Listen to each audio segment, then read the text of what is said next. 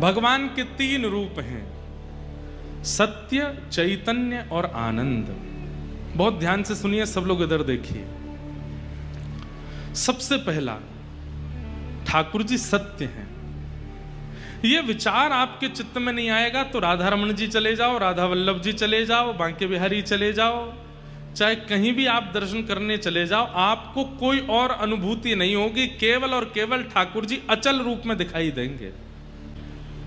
ये इस बात का प्रमाण है कि ठाकुर जी हमको अचल दिखते हैं, इसका मतलब हम अभी सत्य रूप का दर्शन नहीं करते। सत्य स्वरूप यदि हमारे चित्त में होगा तो ठाकुर जी अचल नहीं दिख सकते, उनमें कोई ना कोई आपको सचलता का अनुभव होगा। आज ठाकुर जी की ये बांह थोड़ी सी उठी हुई है, आज ठाकुर जी के गाल कछु ज्यादा गोल मटोल लग रहे हैं, आज ठाकुर जी के मुखमंडल पर नेक ज्यादा ही प्रसन्नता दिख रही है। राधा रमन जी की तो दतुइयां दिखने लगती हैं, वो तो सार्वजनिक रूप से सबको दिखती हैं, फोटोज में भी दिख जाती हैं। राधा रमन जी की एक कृपा है, वो ऐसा अनुभव कर, ऐसा आपको कहते हैं कि तुम्हारे चित्त में भले ही मेरे प्रति सत्य भाव ना हो, मैं तो फिर दांत दिखाऊंगा अपने। पर ये दंतावली का दर्शन केवल राधा रमन जी का नहीं होता, सबका होता है। पर बाकियों में अनुभव करने के लिए आपके चित्त में सत्य का होना आवश्यक है कि वास्तविक सत्य है।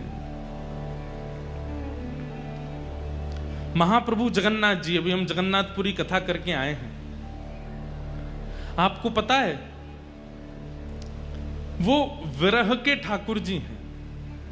महाप्रभु जगन्नाथ जी श्री प्रिया जी के विरह में ऐसे हो गए हैं, व्रजवासियों के विरह में ऐसे हो गए हैं। लेकिन आप जगन्नाथ जी का दर्शन करो तो उनके अधर पर आपको प्रसन्नता का अनुभव होगा, वो प्रसन्न दिखाई देते हैं, ऐसा लगता है मुस्कुरा रहे हैं क्या, प्रसन्नता का अनुभव होता है। नेत्रों को ऐसा लगता है मुस्कुरा रहे हैं क्या, प्रसन्नता का अनुभव होता है। नेत्रों को अगर देखेंगे तो